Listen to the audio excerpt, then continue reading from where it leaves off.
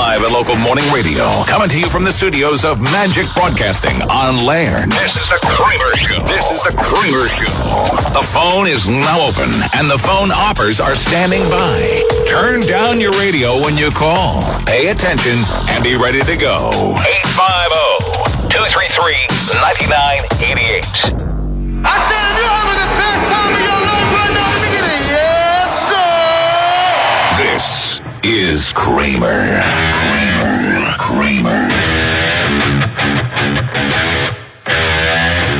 Welcome at 7:04. It's the Kramer Show. Scott Major joining us here in a bit. If you got a question for Scott Major, from Major Parúas and the Storm Help Team, 850-233-9988, 850-233-9988. We also have plenty of Love and Kisses You t-shirts. One of the great things about Scott is when he's talking about how to communicate back and forth with insurance companies, mortgage companies, et cetera. Really anybody that you have to communicate back and forth with when you're trying to get something from them. Be nice, be cordial, be persistent. Don't be out of control crazy. And he always says, sign it with Love and Kisses You. It's business. It's not, it's not about emotion. Scott Major joining us this morning. Mr. Scott Major, what is going on, my friend? You doing, pal? Super duper. How you doing? No complaints, my friend. Yeah, I just was kind of explaining, if you call up and get on the show this morning, then we'll give you a Love and Kisses You t-shirt. And I was kind of explaining why, it's been a while since we've kind of laughed and joked around about that, but you often say when you're communicating with insurance companies, mortgage companies, et cetera, to say at the end, tongue-in-cheekly, Love and Kisses You. Right. And I think we've learned something with that. I think that just because you are not being given what you're supposed to be given from the insurance companies, yes, you're angry, but that doesn't mean you have to send them an email and, tell them to kiss your butt and all that stuff. No doubt. And I think that people don't realize that, it just doesn't serve a lot of useful purpose to yell and scream or to try to, position when you're usually dealing with someone who either may not have information or, holds the purse strings. And so, yelling at them and telling them, hey, I can't believe I haven't paid. And then they say, well, the only reason I haven't paid is you haven't sent me your photographs. Or to have them say, well, we just won't respond to you, doesn't help you. And more importantly, you want the information. In other words, the most important thing for listeners to understand is that if you give the insurance company all the information and then they don't pay you, and then you write them 1, 2, 6, 10 times, how many times, and you documented that you've made specific attempts, there are benefits to you because you're getting the possibility of getting triple the amount of damages from bad faith. You can have their license to sell insurance in Florida detrimentally affected or stopped. Just imagine if State Farm or whatever your favorite insurance company is, got a little letter or a call or a document from the state of Florida that says you can't sell insurance anymore because you didn't pay Kramer's, fence claim. You can imagine how quickly you would be their best friend. And it happens because you can't engage in bad faith in a reckless manner and not pay the policyholders. And that's the way our law works. So for you, it's hugely important to have some documentation out there showing all the things you've done. At the same time, showing the insurance company, I'm waiting on you, not, I didn't know you were waiting on me. By the way, you mentioned fence. I got my fence yesterday. I was so proud. They came over. That's awesome. Yeah. We've been without a fence since the storm, and our dogs have gotten out a million times. They've almost been run over a million times.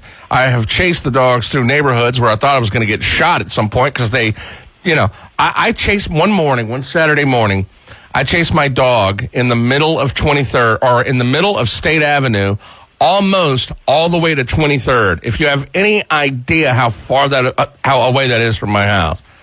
And I'm driving around with a piece of cheese hanging out my window. So they came yesterday morning, probably around 8, and they were completely done with the entire thing about 4 or 5 yesterday afternoon. And this crew, they just came out there and got it done.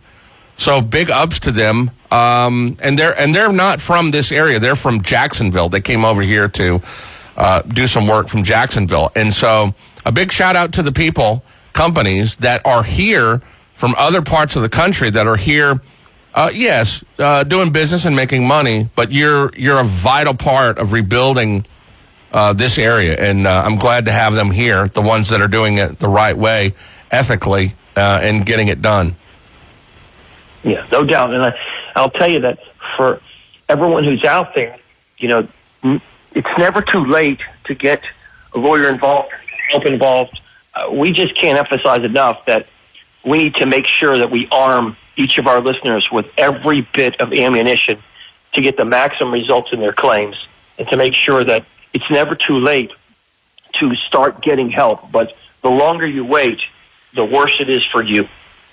Yeah, I want to ask you, pick your brain real quick about a political issue. Just Sure. and we'll take some phone calls. If you get on the air this morning and you ask Scott a question, we're going to give you a Love and Kisses You T-shirt. Any kind of legal question, specifically about Hurricane Michael, post Hurricane Michael. 850-233-9988. 850-233-9988. All right, so Joe Biden announces. Along with that, one of the top stories this morning was that Joe Biden was leading in some of the polls ahead of Donald Trump. And I've already talked about that a little bit, but I did want to pick your brain on that.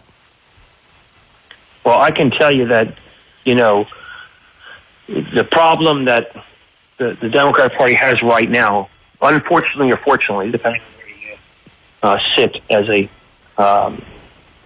individual, is that the party is very far left. They're very progressive. In other words, they're taking very, very radical positions about how they want their party to move. And Joe Biden is not one of them. And it's ironic that the Democrats, who are screaming in their political ads that, there's too much political white supremacy, whiteness, how are they going to have as their candidate the two white people in the world, either Joe Biden or Sanders?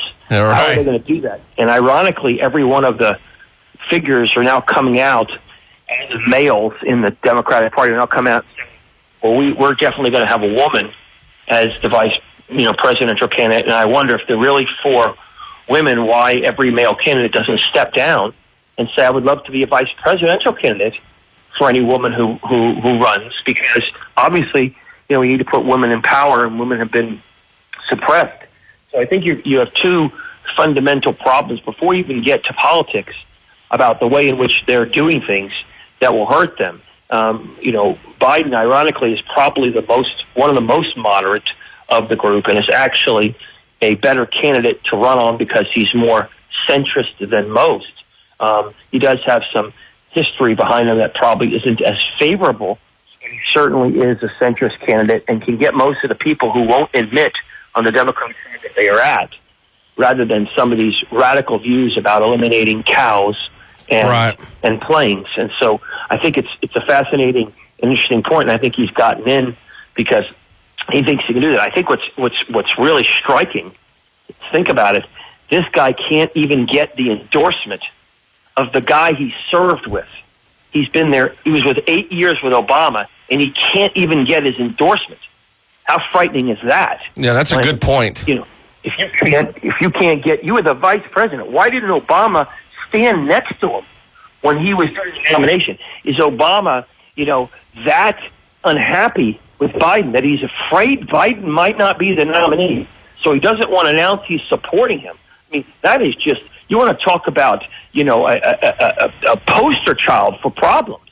The main guy was your best friend for 8 years, is just standing next to you, and you can't, hitch your wagon, to him. It's unbelievable. Having said all that, now what do you do if you're Biden when you have this, alleged, handsy scheme. Are the women on the nomination going to start attacking him for not standing for what they believe is the politically correct thing? So, my sense about this is that he probably is a good communicator and a good talker and a good guy for the party to have level-headedness and more moderate views and more across the aisle type of mentality. But it really is going to be a challenge, and I think it's kind of nice that he's gotten in from the standpoint of the circus that you and I and others get to watch with our popcorn. Is what is the party going to do now? You got Maxine Waters still screaming that we should have immediate impeachment hearings. You have the president Trump playing these people like a fiddle by pushing their buttons and getting them to be drawn into this. You have, I'll guarantee you can mark this down. I'll be the first one to report on the radio. Within the next 2 weeks, there's going to be a report that comes out that discusses James Comey, and it discusses what some of the faults that occurred within that process. And that report, when it comes out, many people don't know about this, is going to start the indictment process for a lot of these people. You guys, that Brennan, who's been running his mouth on another television network and feeding this disgusting, we definitely have evidence of collusion stuff to mislead the American people, is going to need not one lawyer but 5 when this gets done. You mark it here, whether you like them or not. There's going to be a report that's going to come out. This is prior to the main report that's coming by the Inspector General about the FBI's improprieties and how they handled it, which is going to be prior to the continuing investigations that are going on regarding how did this happen in the first place? How did a fake dossier get to be used to start this whole mess? And then you have this former presidential hopeful Hillary Clinton saying that she believes he would have been indicted. And to me, her views on this subject only help those who are disliking the Democrats. And I think it's sad. She should probably keep quiet or just really be talking about what ideas she has for the particular people, because I think you're going to find that all this stuff just further polarizes people, and you're going to find many Democrats who are already sickened and don't want to admit it because they're afraid to just reward Trump for the great things he's done and admit that a mistake was made here and move forward in a more positive way. Wow. Let me take a break. And Pete, he works on the Navy base, and a bunch of the service members have a question for you. So I'm going to let Pete take the floor with Scott Major coming up next. 850-233-9988, the phone number to get on the air and pick the brain of Scott Major. Back in just a second. Stand by. Trying to suck less and less every day. Ooh, you suck. More of the Kramer Show coming up next on NewsTalk at 101. NewsTalk at 101 and Kramer. Live and local in the mornings.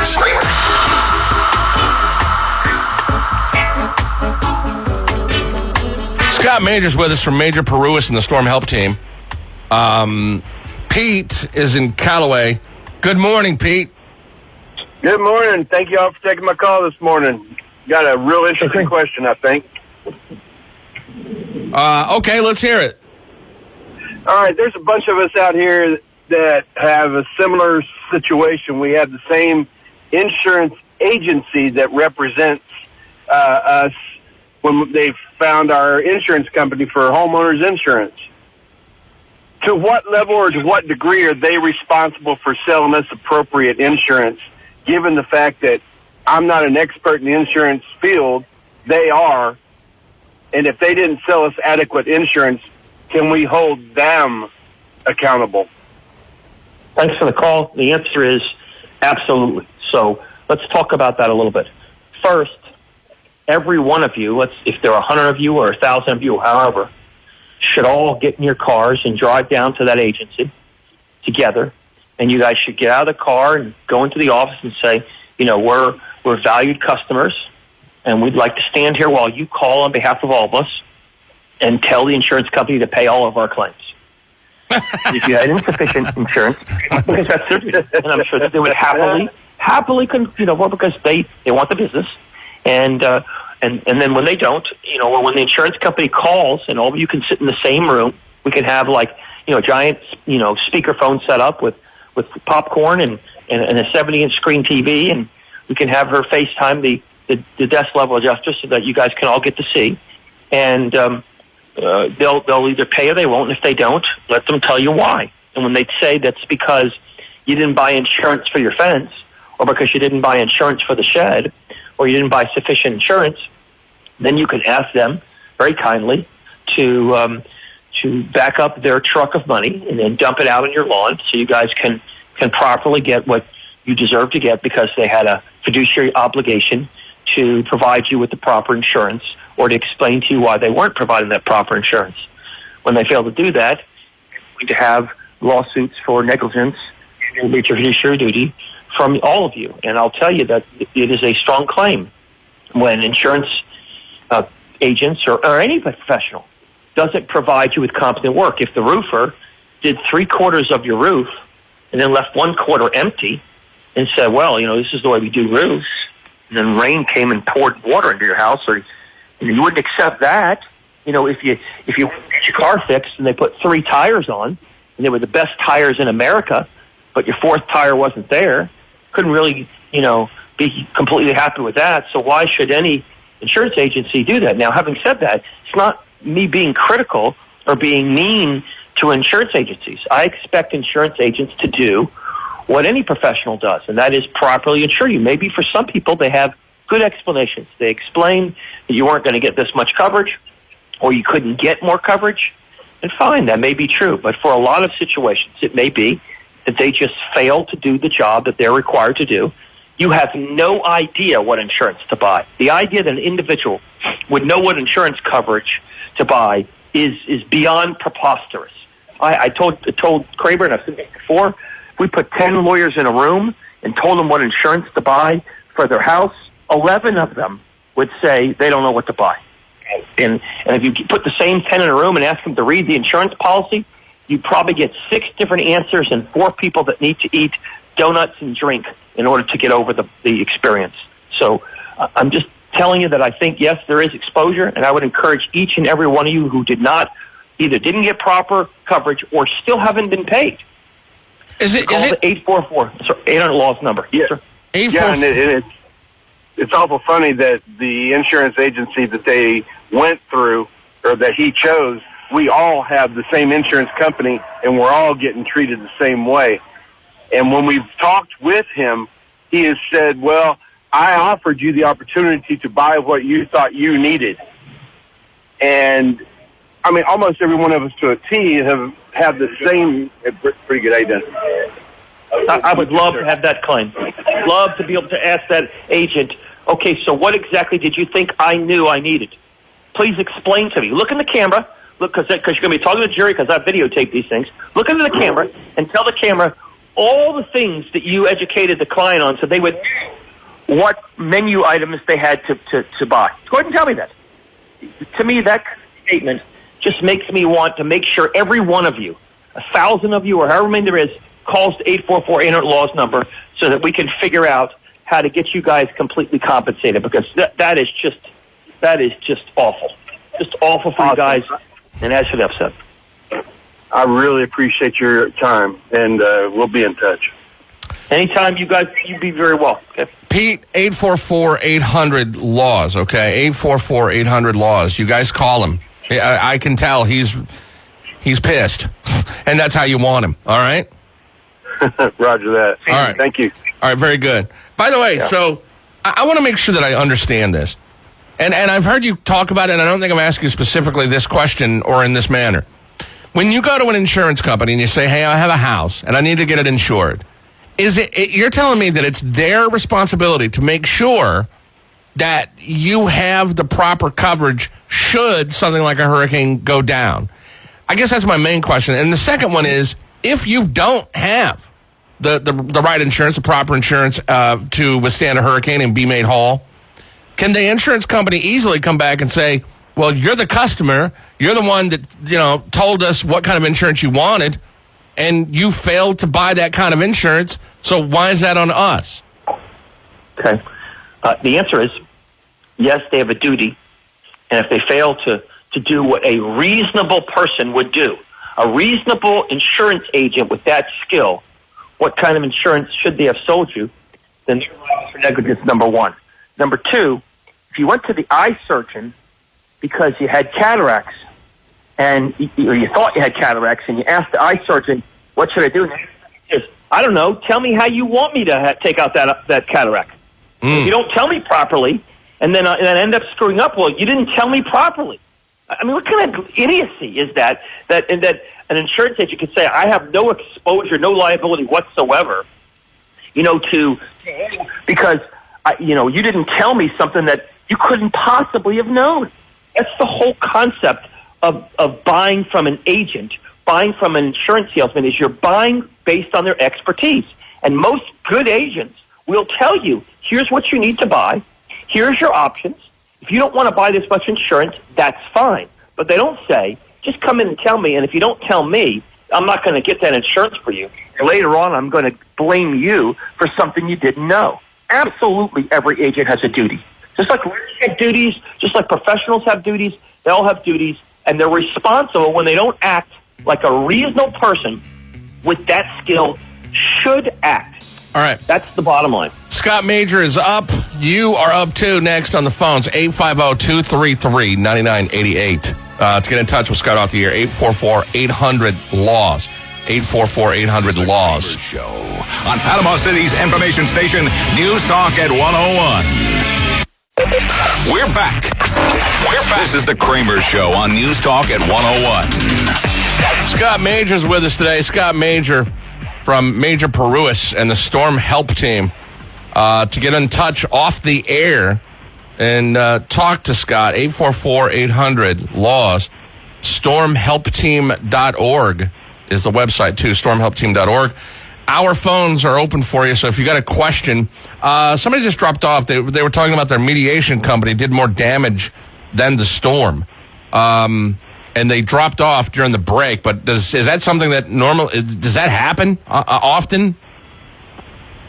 A lot of companies come in and offer to remediate your property on an expedited basis before lawyers can explain the consequences of things like that.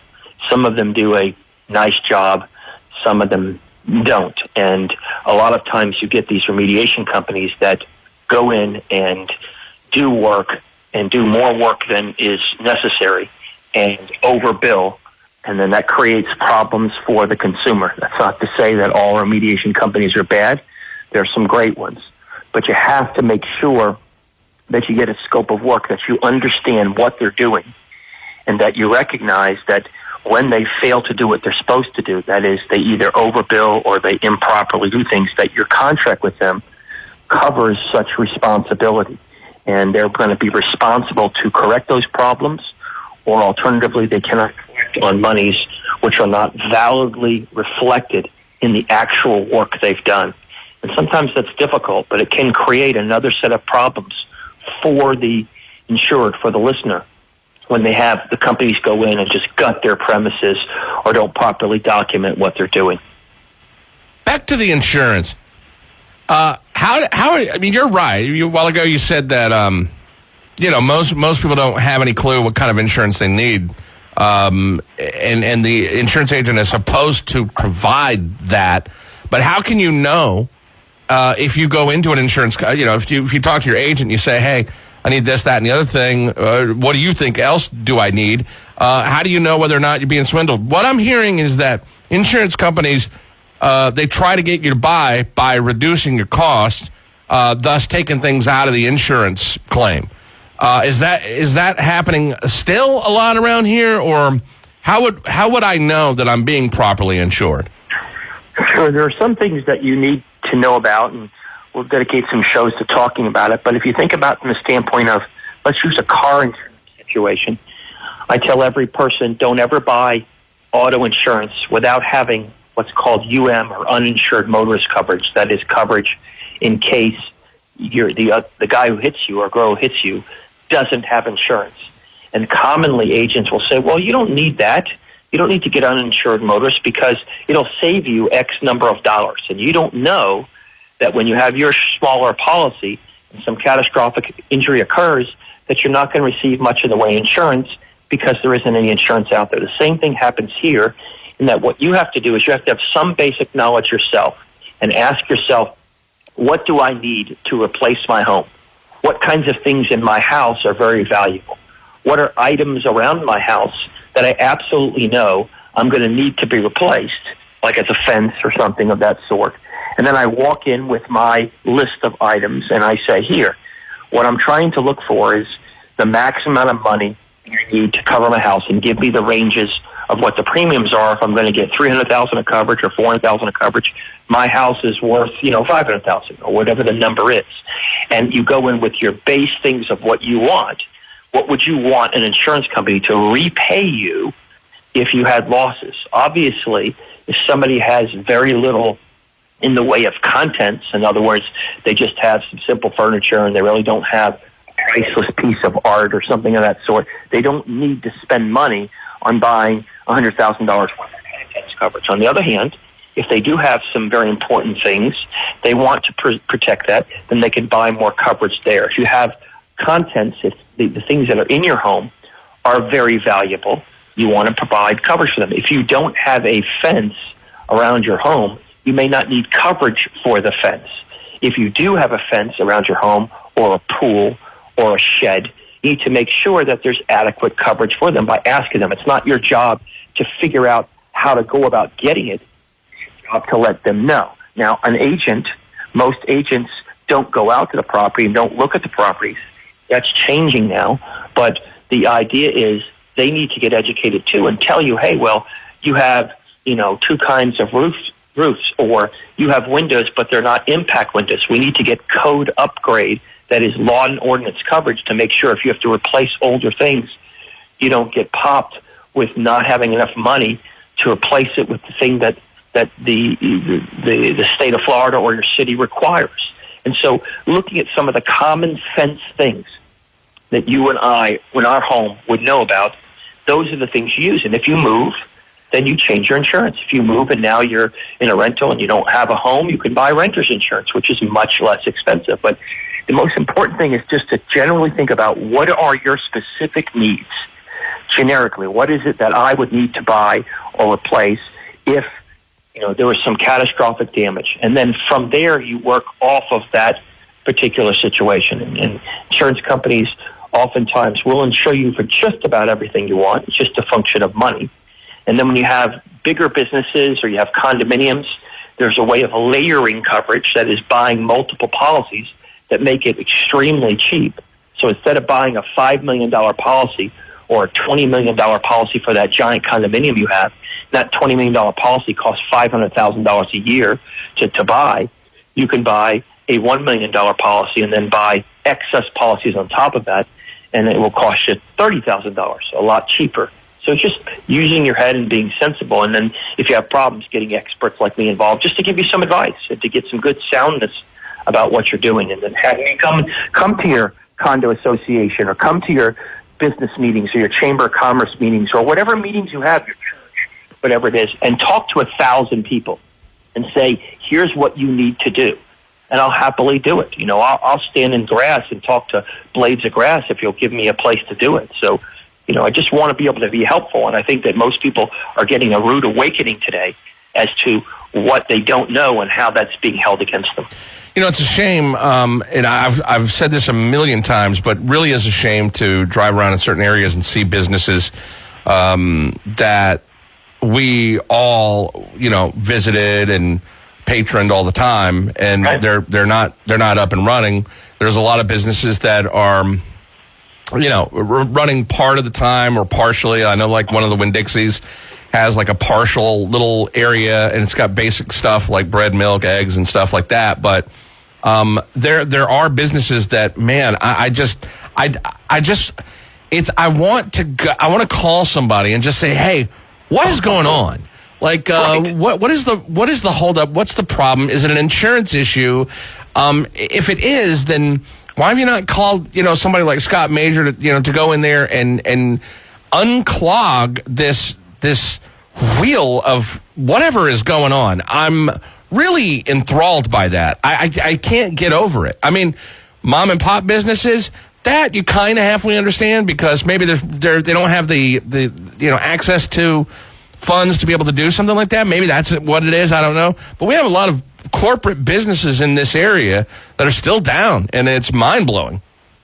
It makes no sense for every one of these major institutions to not have rebuilt by now. And if they haven't, unless they're trying to abandon their problem, to me, it's senseless to not either rebuild or to find out from people like me why there's a delay in getting sufficient money. There isn't a single place that I can think of right now that an insurance company could say, we need more time. The only problem with these things not being built is the people who are the owners or controllers of those are not doing all the things they can. You don't need more than 6 months to find out whether or not your roof doesn't work. So I try to scream as loud as I can that I wish these entities would call me, and we would get people who know the people at these places to say, call Scott and find out how you can get your money sooner. And if the insurance company is saying we're waiting on some engineering or waiting on something that has been months and months and months, let me help you to get that Winn-Dixie back opened, or that Subway or whatever it is back open, because you're really adding not only value, but I think there's some brand awareness problems. I think when people realize that they can't go to these stores, they start formulating different ways of getting different things, and they don't come back. If the Winn-Dixie's closed and they go to the Publix, after a while they stop going to the Winn-Dixie even if it reopens. So there's a lot of reasons why that happens. It also is a blight on our community. We want all of these properties rebuilt, or we want a new tenant in there. And I just can't emphasize enough, and I hope through our radio show we're educating people that these things need to be rebuilt, and it would be just impossible to think that they don't have insurance. So they obviously have insurance, and most of the time they just don't know what they're doing. They just are ignorant. Yeah, I mean, you're right. I read an article not that long ago about the Winn-Dixies here, and they said that it would probably be, I think, November before they open. And I don't know the mechanics of how you go about getting 3 major stores like that up and running, and it's a grocery store, so I get that. Yeah, it's probably going to take a little more time. I get that. There are other issues there. You got employees. I mean, you got a lot going on. But if you look at some of the other places around here, there's a barbecue place. This was written about in the newspaper recently too. A barbecue place that everybody goes to.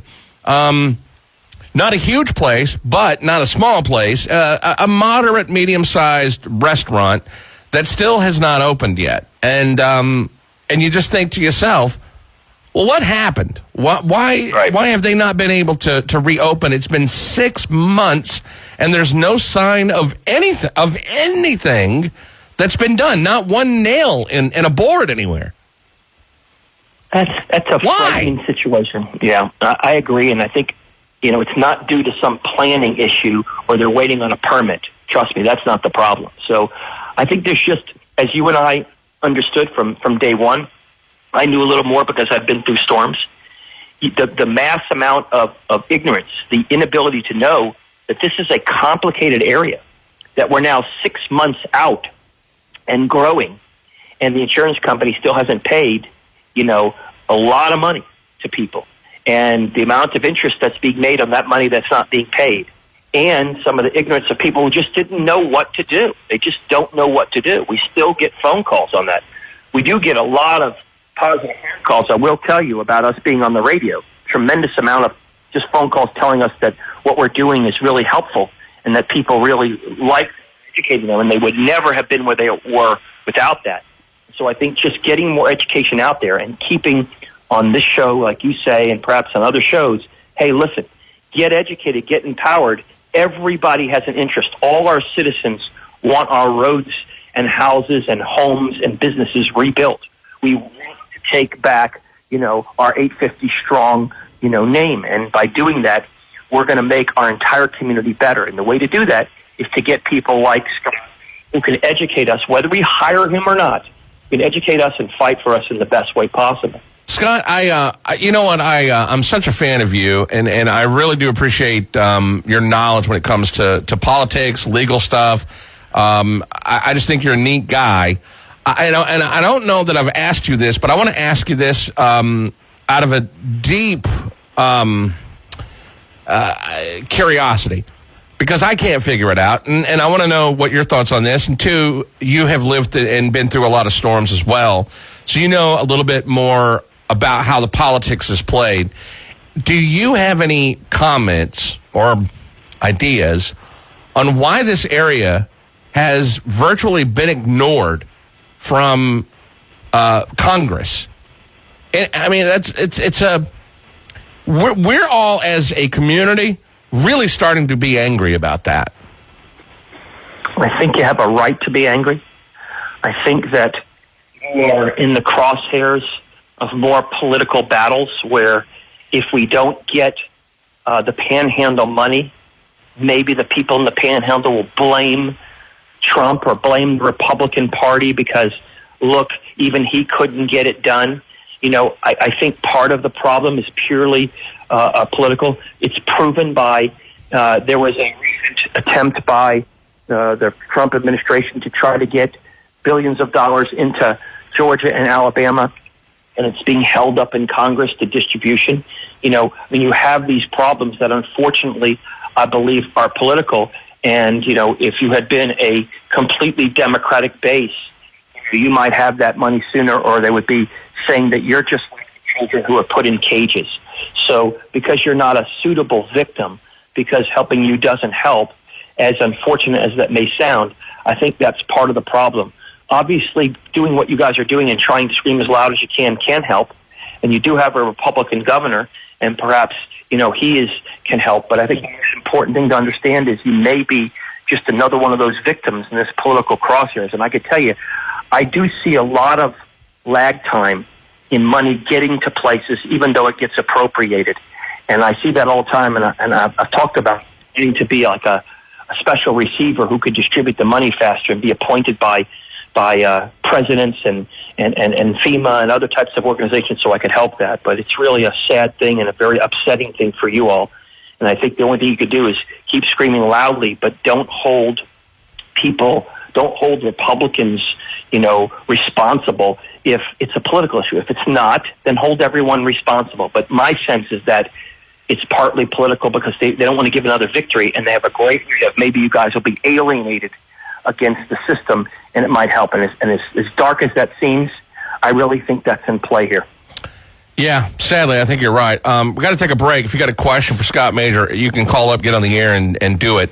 850-233-9988. 850-233-9988. More to come with Mr. Scott Major from Major Parúas and the Storm Help Team next.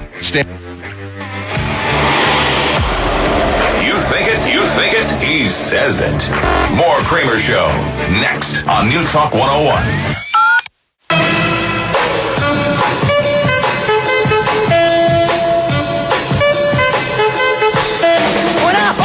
Scott Major's with us. It's News Talk at 101. It's the Kramer program. Let me go to Deb. Deb, you're up with Scott Major. Hello. Good morning, Kramer. Hi, Scott. How you doing? Wonderful. Well, in addition to all of the help that you're giving our local people from Mariana all the way down to Panama City, I wanted to call and personally thank you for helping sponsor the Laws of Life Women's Mastermind class that they had Tuesday that was put on by Grand Lagoon Life and Laws of Life of Blanca. We appreciate the tote bags and the T-shirt. And you had 47 women have a fabulous time and forget their problems for a couple of hours and just enjoy each other and learn a lot. So thank you very much for helping sponsor that program. Very kind of you to say that, and I really appreciate you coming on the air and telling people that you think we're doing some good things in the community and trying to help out people. Well, we know you are because you're helping one of our clients through an issue that's very much what you've just been talking about. And we know you're helping those that are not necessarily clients but just need some information. And people are listening and appreciative of what you're doing. Yeah, Deb, I love Deb, and I love Blanca, too. Blanca is phenomenal. Just really cool. Cool of you to call and say that, Deb. Appreciate it very much. Well, it's the truth, and I just wanted to thank you personally because Brenda and I had a fabulous time, and it's right now there's so much to weigh you down, and it's really nice when you can go to an event that's very uplifting and positive and let you know there's other things out there that can make you happy. By the way, there were so many women there, and I was not invited to that. That's not nice. Kramer, you would have had a fabulous time. I bet. Deb, thank you. The next one is going to be Tuesday, July 23rd. So they're already taking reservations for that one. So we'll have to see if maybe we can't make an exception. I'm so in, you don't even know. Deb, miss you. Thank you very much, honey. All righty, y'all have a wonderful day. You too. Let me skip Bye-bye. to John. John, you're up on the Kramer Show. You're up with Scott Major. Go ahead. Good morning, gentlemen. Just brief information here. Maybe everyone will come to the realization. Does everyone remember FEMA announcing they're going to stay longer than they originally intended? Does everyone agree upon that? They were going to stay, till December. Then they said, no, we're going to come back after Christmas, after the first of the year, because only 1/3 of the people they estimated are eligible for benefits have signed up. Does everyone remember that in the paper? Mm-hmm. Okay, well, there you go. Only 1/3 of the people signed up. That's how they base their response on. So I don't, it's frustrating that only 1 in 3 people who were eligible to come forward and say this community is in need, did, and 2/3 didn't, and now they're sitting back going, oh, my God, help, help, help. So, you need to scream, but did everything they could. John, thanks for that. Scott Major, thank you for being here today. We're already up on the break. This hour goes quickly. To get in touch with Scott Major off the air, 844-800-LAWS, 844-800-LAWS, and stormhelpteam.org. A lot of great information today, Scott. Thank you so much, my friend. Hey, thanks so much. Have a great day, and thanks for all what you're doing for the community. Love and kisses me. Talk to you soon. There he is, Scott Major. We'll be back. Hour 3 coming up next.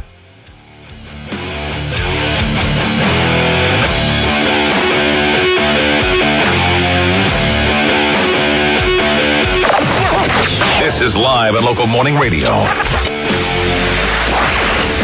This is Kramer. 5, 4, 3, 2, 1.